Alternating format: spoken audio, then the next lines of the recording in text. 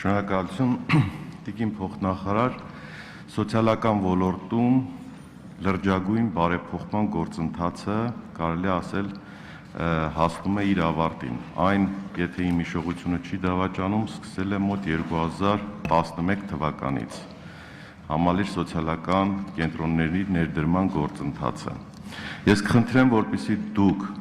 ներկայացնեք այս բարեփոխման, այս համալիր կենտրոնների ստեղծման համար պետական բյուջեից եւ առհասարակ ինչքան վարկային միջոցներ են ներգրավված, ինչքան գումար է ծախսվել այս բարեփոխման վրա առ այսօր, արդյոք դուք ունեք բավարար կատարված աշխատանք սոցիալական աշխատողների ինստիտուտի կայացման գործում, որտեղ նմանատիպ բարեփոխում կատարել չունենալ սոցիալական աշխատողների կայացած ինստիտուտ, կարելի ասել այս բարեփոխումը կլինի տապալված։ Եվ առհասարակ սոցիալական ոլորտում մեկ համալիր կենտրոն ստեղծելով, ընդամենը մի քանի կառույցներ միավորելով եւ շենքային խնդրեմ պատասխանեք, հետո կարձակեմ։ Սոցաշխատողի ինստիտուտի հետ կապված ըստ էության հենց այս բարեփոխման գործընթացը պետք է իրականացնի սոցիալական աշխատողի ինստիտուտի կայացումը։ Այո, իրավացի եք, այս բարեփոխումը թղթի վրա է եղել դեռևս 2010-ականներից։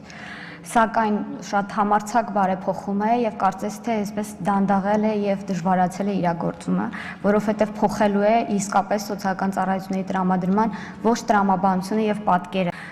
Զուգահեռ ընթանում է նաև սոցիալական աշխատողի մասին օրենքի մշակումը, այն արդեն նախագծի տեսքով առկա է, քննարկումների փուլեր անցել է շահագրգիռ մասնագիտական խմբերի շրջանակներում, գալու է այն օրը, որ այն ներկայացվելու է նաև ազգային ժողովի դատին։ Հետևաբար ուզում եմ վստահեցնել, որ այո, այս բարդ, բազմատար, բազմաբաղադրիչ բարեփոխումը իրականացվում է զուգահեռ տարբեր զուգընթաց պրոցեսներով եւ մենք իրականացնում ենք ինչպես սոցիալական աշխատողների վերապատրաստման նոր մոդուլների ձևավորում, մենք անպայման պիտի վերապատրաստման ընթացակարգով անցնեն մեր նոր աշխատողները նույնպես, այսինքն իրականացման բոլոր բաղադրիչները ապահովված են, մենք ունենք մեր ճանապարհային քարտեզը եւ գնում ենք դրանով։ Արձագանք։ Շնորհակալություն։ Ես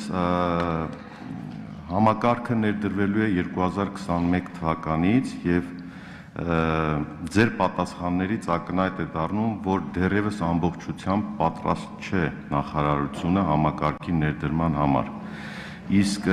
միասնական տեղեկատվական բազաները գոնե ունեք ձևավորված այս առումով, ասենք զբաղվածության գործակալության, ենթադրենք բժշկասոցիալական փորձաքննության եւ սոցիալական աջակցության միասնական տեղեկատվական բազա ստեղծվել է, նրանց բազաները միավորվել են, մեկ ընդհանուր միասնական բազա ունեք ձևավորված, թե ոչ։ Մենք տեղեկատվական բազաների կապակցությամբ ունենք երկու ճանապարհային քարտեզ, այսպես մինիմալ ծրագիր եւ մաքսիմալ ծրագիր։ Գիտեք, մեկ տեղեկատվական համակարգ ունենալը դա իսկապես շատ ծանր գործ է եւ մենք կարծում ենք, որ դրա համար երկար ժամանակ է պետք, բայց դրանք զուգահեռ ընթանում են մեզ մոտ։ Մենք ունենք հենց հիմա նախապատրաստվող եւ փորձարկման